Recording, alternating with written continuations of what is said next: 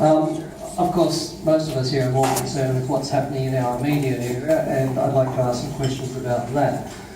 First of all, this is probably for Noel, is it? Noel? No. Are the locations and heights of the stacks now set in concrete? I couldn't see them exactly pinpointed on any of the maps we looked at, so I'm very interested to know if that is now finally settled as far as the government's concerned. And also, you might comment, Noel, because you're the expert, I believe cost of filtration is about 1% or less than 1% of the total cost of the project if filtration were to be introduced. Could you also comment on that? Thank you. In terms of the stacks, from what I can see, there's a degree of definition forming up about where they will be, but not much about what form they will take in terms of height or the velocity of exit, which is also important. The two things that make stacks work are how high they are and how fast you push the air out. Your figure on filtration at stacks is about right, so it's not massive. And it's an important consideration because if you get a build-up, and I'm talking here of busy tunnels, which can happen, there's a separate consideration about underutilisation. But if they're extremely busy, so you get the situation you look like getting in the North Connects, that's got to go somewhere. And that cost is about right. This is not massively expensive stuff, but you have to have the right stuff.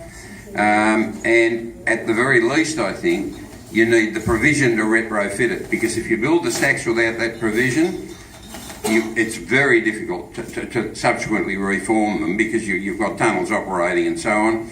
And of course, if you build your tunnels with the wrong ventilation, it's virtually not impossible to change them. They're there and buried. So you're right. My understanding, not much definition on height or velocity or the key technical issues about the stacks, which seems to marry up with a lot of absence. When you reach down through the fuzz, you look for detail, there's not a lot there. I can answer a little bit more. We had the RMS come to Anzac Park Public School and we asked that question. They said between 20 and 30 metre height of the stack, and they also gave us the speed of the air coming out as well, the ventilation.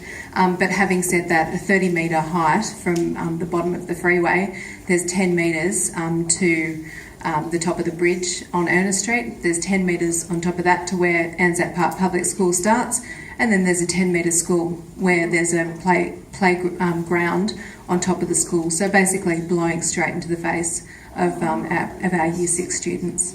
The exact locations though, they're not set yet. The locations are set. That's the reference design. Yeah. That's where they're going to be. Yep, the locations are set. They're very tiny, tiny little blue dots on the reference design maps, and two of them, there was one going to be further towards North Sydney, and again, like the construction impacts, when the community gave feedback, which is what we're encouraging people to do here, the stack and the portals got moved up to Cammeray, so we now have two overlapping stacks.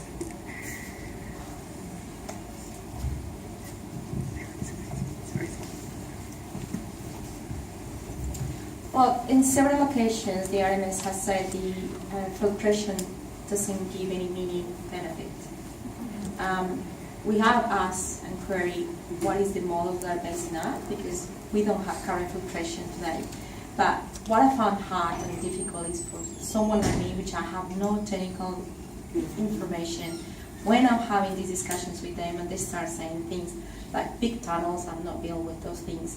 I need to have better information and the tools to counterpart what they are saying. So how can I say the argument that say filtration doesn't work? Oh, what they say is just a minimal benefit, so therefore it's not worth it. What can I say to that? The filtration does work, you just need to use the right equipment. It's like most pieces of equipment. This had its genesis in a $70 million trial that was run on the M5 East, which I think we get through running inquiries into aged care and shonky banks, it might bear some scrutiny, because that $70 million was primarily directed at proving falsely that filtration doesn't work. And this is not a political comment because it was a prior government, they deliberately chose a type of technology that's never been tried anywhere and rejected a world's best practice technology. They then used a variant on that to reduce costs that basically involved subcontracting electrostatic precipitators to a third-tier provider, and the key product which the selected company could provide, a variation was applied to that. Instead of activated carbon with spacing pieces to create a uniform field and precious metal catalyst to encourage the conversion of nitrogen dioxide and hydrocarbons to nitrogen, water and oxygen, they use burnt coconut shells. So it does work, and it's misinformation to say that it doesn't. That's not to say you should always use it, but the technology is available, proven. Right now, in the closest parallel to the sort of tunnels they're talking about here for Sydney, under Tokyo, it's working just fine. And the last time I looked, the Japanese government at the time, not a lot of raging pinkos, they just took a pragmatic decision that if they were going to have this system, and I think it's a system that they probably needed given population density, they would ensure that it was done safely. I've seen information that says no one uses the technology. Wrong. The technology doesn't work. Wrong. That doesn't say you have to use it, but it's an available tool. And in tunnels where traffic levels are very high, like for example the North Connects example I gave, it's just foolish and reckless to deny the availability of a management option like that. Can I add something? Thanks. You should sit next to it. So the M5 East filtration trial was a trial of filtration of the tunnel air, not the filtration of the stack. So the tunnel air, they diverted a small amount of the air from the tunnel. They built another tunnel to divert that small amount of air. They filtered that air and then they put it back into the tunnel. So the net effect of the pollution at the end of the tunnel wasn't that great because they didn't filter much of the air.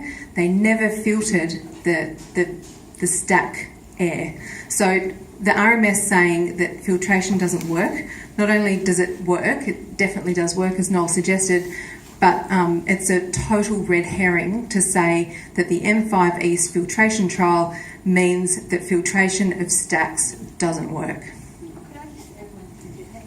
Look, I think obviously both those two people who've just spoken are far more knowledgeable than I am, but I'm just like an ordinary person like you, but I'm a journalist. So I went and looked. I'd heard about the chief scientist says it's all safe, we've done this big study.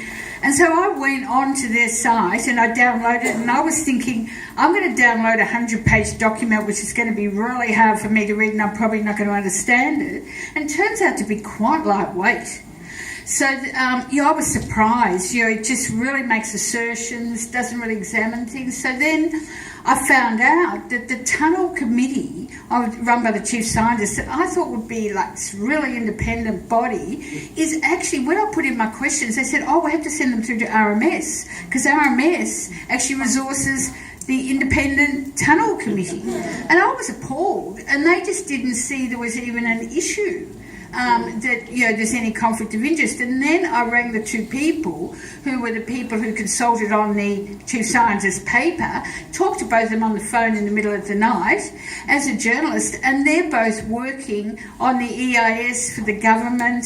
It was just another job to them. One was in New Zealand, one was in Switzerland, and it was all very, very general. I was shocked, and I think this is the state we've got to, where you have to be sceptical of every statement you read, and I think that's a very sad comment on our society.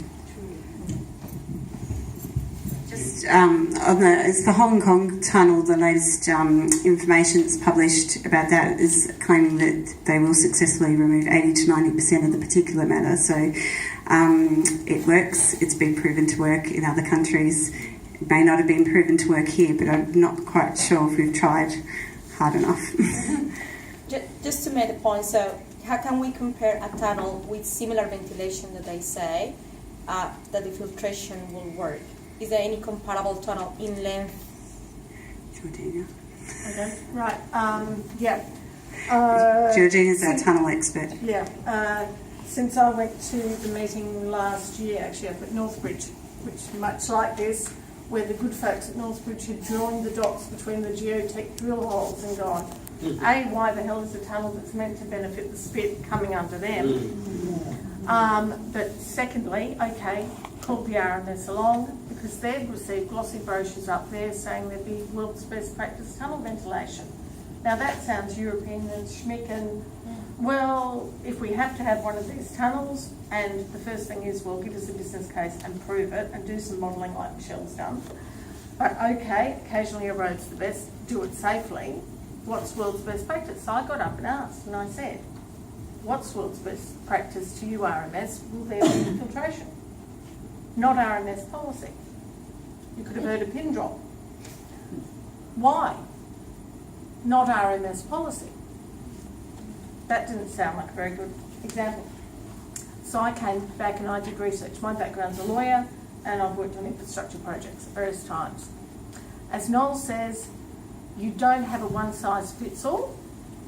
RMS will give you a lovely statistic. Most road tunnels in the world don't have filters, don't have ventilation stacks even. Most of them don't. Most of them are 1 kilometre or less. Most of them are like 500 metres to get under a small hill or a railway bridge. So don't look at most. So I think what we're saying is the research trying to find comparable tunnels at this length but they do exist. hasn't been Madrid's found. got it, as Noel said, Japan's got it, and in fact the other thing that happens, the countries that don't do filtration, and it's true, a lot don't, France doesn't use it, but they do something very sensible and precautionary, and it's the kind of thing you could demand of our government, which is, if you're worried it'll cost too much, which is what they throw at us, but they never get a tendered price, or you say, oh, it doesn't really work, despite the fact you've got top level providers giving 80 to 90%, is France says, okay, we'll just ban the diesel, which is the problem. We ban trucks and buses. We ban motorcycles. They ban motorcycles because it's bad for the motorcyclists. So either in long tunnels they either do filter and treat the air, there's other treatment options, or they risk mitigate. Yeah. And neither of those options are being offered. And here we're getting, they want their cake and to eat it too. And there's a good reason there's no matching tunnel to this design. No one else is building it this way. Are there other questions? Just conscious. I do have one. And first of all, can I very quickly say well done to you all. It's been very informative and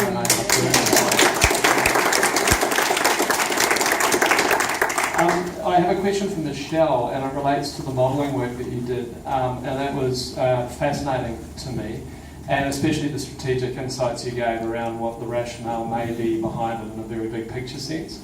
A very